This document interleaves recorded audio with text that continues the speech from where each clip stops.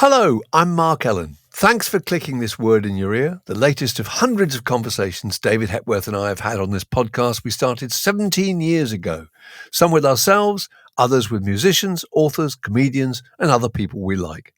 If you enjoy them and want to support us and keep it all coming and get extra entertainment, including the weekly quiz and a special event on your birthday, visit patreon.com/word in your ear or just like or subscribe in whatever way you prefer.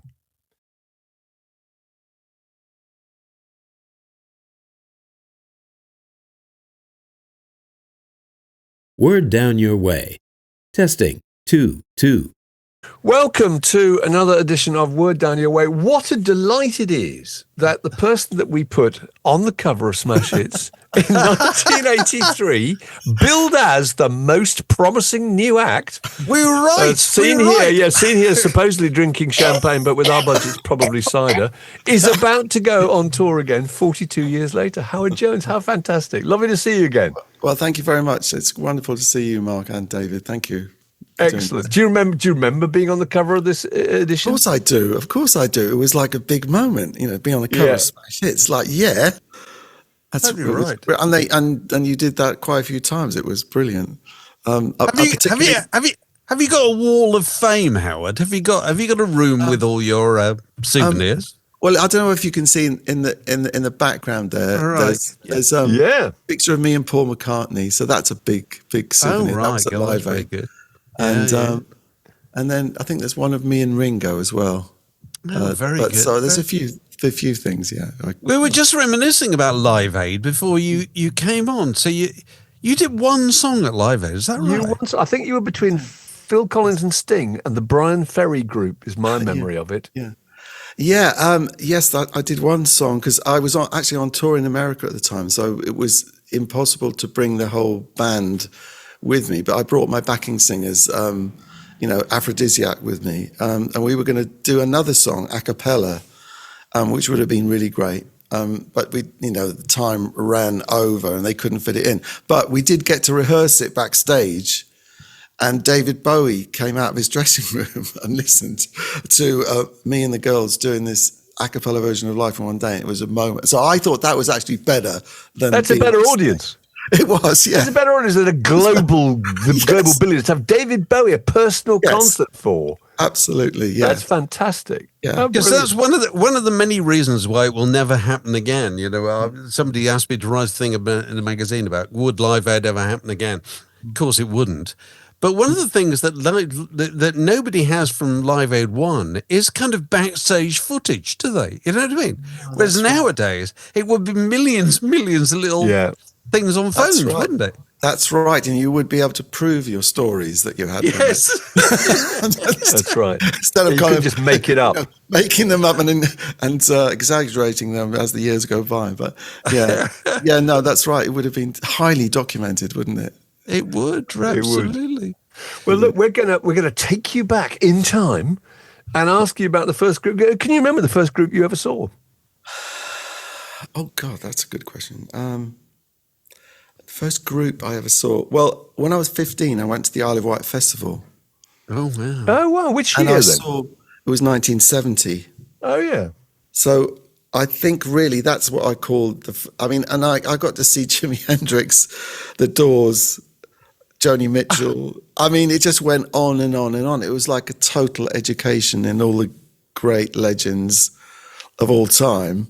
And of course, for me, the biggest thing was seeing Emerson, Lake and Palmer, and when they fired the cannons and they put too much gunpowder in them, and it nearly blew up the stage. Honestly, that is actually true. But we didn't know that in the audience. We thought, wow, cannons! How near the stage were you? Could you? There were no screens. Well, there's no big Diamond Vision or anything like that. That's right. No, well, I was definitely close enough to see the details of like what Keith was wearing, and it was the first time I'd seen a huge Moog modular synthesizer.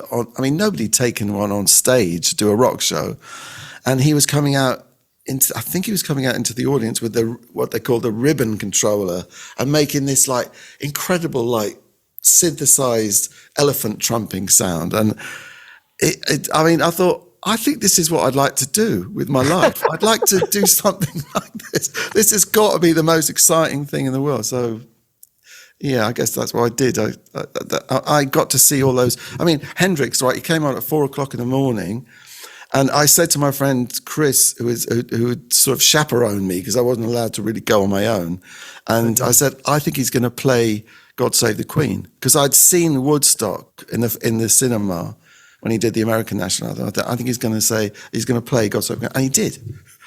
So there we are. Clairvoyant as well. That's fantastic. Yeah. So that was your first gig. That's absolutely extraordinary. First gig. Yeah, first gig, yeah. Great. Yeah, So where were you how did it feel going to a little club after that? What did you see after that? Did you see Emerson Lake and Palmer? You must have done because you're a big fan, weren't you? Yes, I did. I never got to see the Nice, which I would have loved to have seen, because I was a big fan, but never got to see them. So it was part of that, the fact he was a keyboard player. I guess it was. I mean, were you following, I don't know, Billy Joel or Elton John or whoever else? Yeah, I know. And those days, I didn't go. I saw, who did I see when I was at music college? I went to see Little Feat, and that was really great because I can't remember the name of the keyboard player but he was amazing. Bill Payne. Bill Payne. Bill Payne. Yeah. So that was another big influence. Yeah. No, I didn't see many gigs. It was mainly me, watching Top of the Pops. That's where I got my education, Right. Grey Whistle Test. When was the first time you stepped on the stage? Well, to do my one, the genesis of my one-man show was at a pub in Oxford, downstairs, and I can't remember the name of the pub, but it was in the sort of high street, and it was a terrible gig. I had a Fender Rhodes keyboard, a homemade PA that my friend had made me, and I was kind of hiding in the corner, like with glasses on and like terrible haircut and just trying to hide, like the opposite of what you're supposed to be. And I didn't really get any reaction from the people that were in there. I thought, come on out. I need to up my game. So I gradually thought, I need to stand up. I need to get rid of the spectacles. I need to, get some more keyboards around me. And it just evolved like that and into a one-man electronic band that I eventually ended up touring around the world, So, but it was been in a band before, hadn't you? Was it Warriors? You were in a sort of kind of prog band. Yeah, Warrior when I was at school. Yeah, so we used to. Yeah, so I had. Did you ever make a record? We did. We made a record, an instrumental record. It was a white label, and we made 100 of them. And give us some examples of track titles, if you can. Squashed Cat's Intestines was one of them. I can't really remember the others. Two more from them. Yeah, it was a bit, it was a bit like schoolboy titles. Yeah. I wonder. You mentioned sitting down, standing up, because that's the basic challenge of the keyboard player, isn't it? Yeah. In most gigs, you're invisible if you're sitting down, aren't you? Yeah, that's right.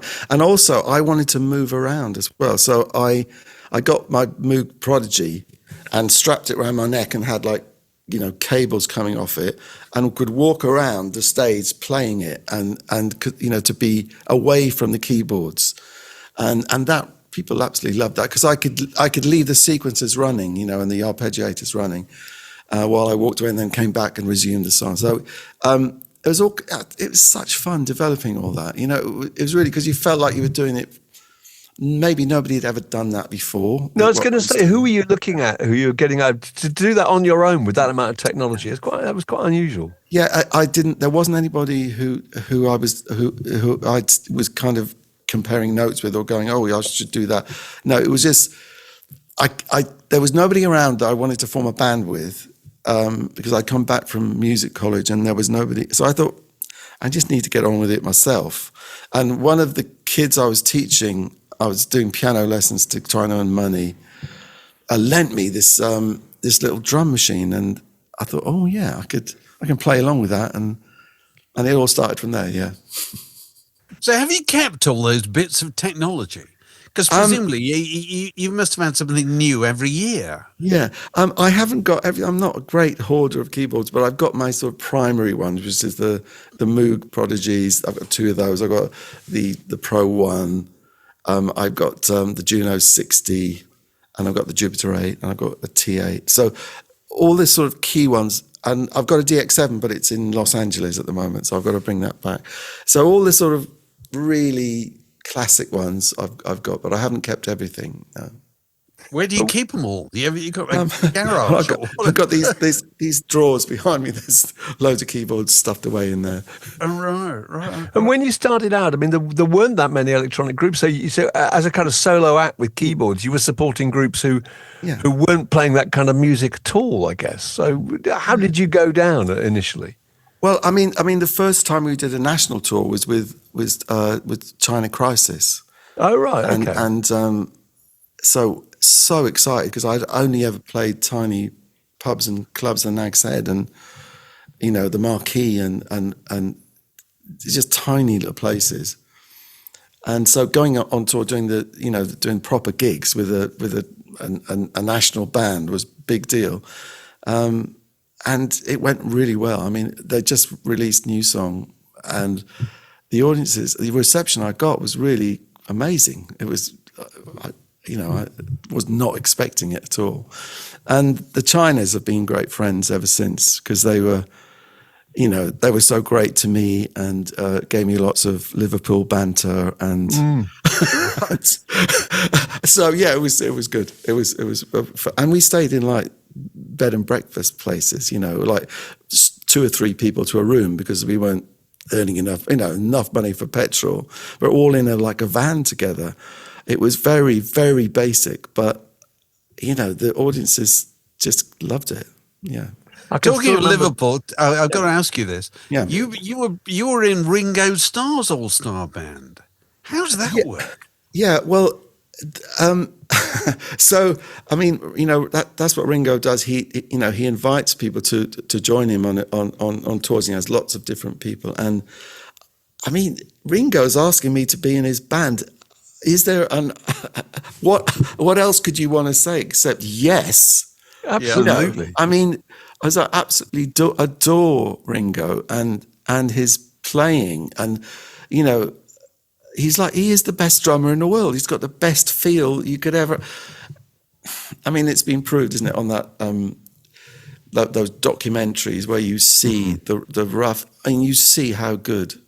So, every day I get to listen to Ringo and jam with Ringo, and he used to say to me that he had me really loud in his monitors because he loves keyboard players. So that was great, and and that particular lineup, I can remember this because it had Sheila E. Is that right? And That's Greg Lake. Yeah, Greg Lake. Yeah, and Ian Hunter. I mean, it's a brilliant combination of people. Yeah. So we Sheila, me, and Greg did an ELP number, Carnival 9 every night. Just the three of us. Ringo used to go off, and the rest of the band, and it was just 3 of us, and I was Keith for That's hilarious. That is fantastic. Just you're in the middle of Backoff Boogaloo. You suddenly stop, and it's Carnival. That's extraordinary. Yeah. That's brilliant. And that's a teenage fantasy, isn't it? It's the most difficult thing in the entire universe to play as well. I had to practice every day to keep the chops up for it. And then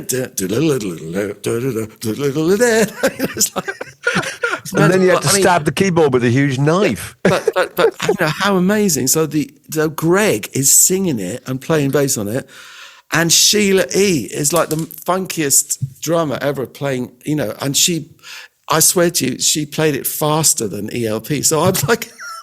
Steady on. Steady on. Yeah, but that was fun. That's fantastic. So when you tour nowadays, what form does it take? Well, it's taken various forms over the years.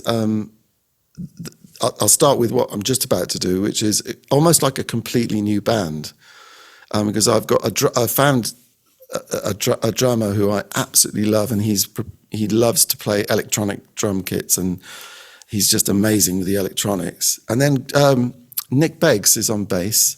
Oh, right. Catch a Goo Goo. He played with John Paul Jones. That's right. Yeah, Nick's been a friend goes right back to the 80s. And then I've got two young guys joining me because other people aren't available because they're touring with other people. So I've got my nephew on keyboards and then his friend on guitar, and they're absolutely amazing. So we've got a combination of people long in the tooth, been playing, for decades, and then people who are doing it, this size of a show for the first time, and with Uncle Howard. With Uncle Howard, yeah, and it's a great combination. It's just I love that, and I like to give younger people a chance as well to come through, and get the experience and decide whether they really wanted to spend all that time on a bus. And this is another double bill with ABC, right? Yes, that's right. That's a brilliant combination. Yeah, I think it's great. I mean, ABC, sophisticated, wonderful, very different from my music, but I think it's a great night. Wonderful songs and. Your audiences must be pretty similar and similar age, I guess. I think so. Of definitely the same era, same age. Yeah. So how did you come together? How did you and ABC end up doing gigs together? It's really about somebody came up with the idea, and I said that's a show I would like to go and see. And its availability. Martin was available to do it, and so now this is the second leg we've done. We did one last year, and we're carrying on now. So yeah, and it seems to work really well. Right. So has he got the orchestra, the strings? No, it's his regular band. Yeah. So yeah, I think he saves that for the UK. The so do you ever don't suppose you ever go and look through a copy of Smash Hits from the 80s and think, well, we're all still here. We had this conversation with Claire Grogan not long ago, and Toyah and so forth. So many of that cast of characters. And Neil Tennant. Yeah, absolutely. They're all still there. Yeah. Martin Ware. We talked to so many people recently. Yeah. But that issue that you're in is a Reader's Poll special that we were talking about earlier. And best group, Duran Duran. Best singer, Simon Le Bon. Most fanciable human being, John Taylor. That's John Taylor. So that was the era you were in, overshadowed somewhat by Duran Duran. But as Dave was saying, it is so fantastic that so many of those groups are still going, still doing really well. Human League touring all the time. Yeah, that's right. But I can't think of many of those groups that don't exist anymore. There's something in that, isn't there? I mean, I guess we all must still love doing it. Yeah. We don't have to, but we just love doing it. And the music it's such a brilliant thing to do. Go out there and play for people and lift their spirits for an evening. I mean, it's a great job. Is it something that's got easier in the last few years? I don't know if it's got easier because, I mean, for me personally, I'm always like trying to move it always on to make the sound better, make the keyboard playing better, but the singing better. I'm always I'm pushing everyone to go to the next level all the time. So in that sense, it's just as difficult as it's always been. But I don't feel the same kind of pressure now. I can just be myself, play the songs that people know, and just enjoy it. I think I can enjoy myself more on stage and not be worrying about what pundits might think about it. Right. Yeah. Right. And this is an American tour you're about to set out on. Yes, yeah. Pundits. That's very good. So, have you always been worried about reviews then? Well, I mean, I did get a pretty rough time in the UK, I mean, I got slaughtered basically, but it was really, but it gives you a tough exoskeleton, doesn't it? To. Well, they've all gone. All those publications have gone. All Howard. of those. You've seen them all. Laugh. You won. Come over to the UK. I don't think there's any melody maker going to be sitting there sharpening their pencils. So this is a tour in America, is it? Are you going to come to the UK anytime? Yeah. I think we're going to do some dates at the end of the year, around October, November. So we're just putting that together now. So. and we're going to go to Europe as well. And yeah, there's plenty. Festivals and so forth. No, I don't really want to do those 80s festivals. I can't do my show. I can't do the full show. You know, it's you know, unless you're coming on last, then you can do the proper show. That's what I want to do. So I give that a miss. Okay. Well, look, very nice to talk to you, Howard. Very good. That was a lot of fun. Well, thank you very much, and it's great to see you in such good spirits and health. And yeah, we can't complain. We can't complain. Just hold up the copy of Smash Hits again, Mark. If you got there it is. And on the back of it, anybody listening will miss this, but there on the back is a picture of Boy George and his mum, and his mum is wearing the full Boy George kind of braided locks and black hat kit. So that sums up the time, doesn't it? I remember that photo. That's a lovely photo. It's a gorgeous picture, isn't it? It really is. Yeah, it's really good.